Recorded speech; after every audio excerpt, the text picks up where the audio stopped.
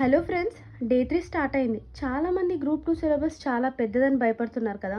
So ఈరోజు మనం సిలబస్ని సింపుల్గా చూద్దాం. మన గ్రూప్ 2లో టోటల్ 4 పేపర్స్ ఉంటాయి.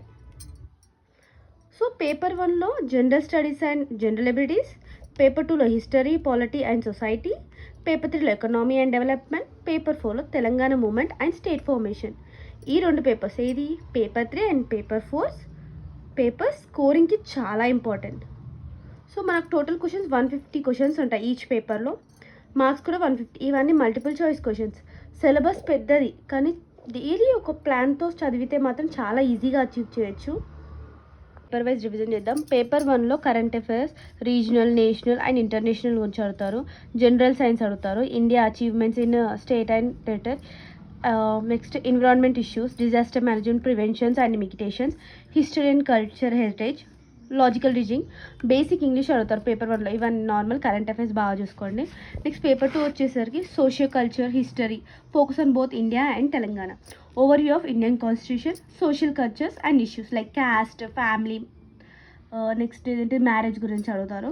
నెక్స్ట్ పేపర్ 3 వచ్చేసరికి ఎకనామిక్ అండ్ డెవలప్మెంట్ కదా. సో ఇండియన్ ఎకనామీ గురించి బాగా అడుగుతారు. Issues, challenges, national income and planning గురించి.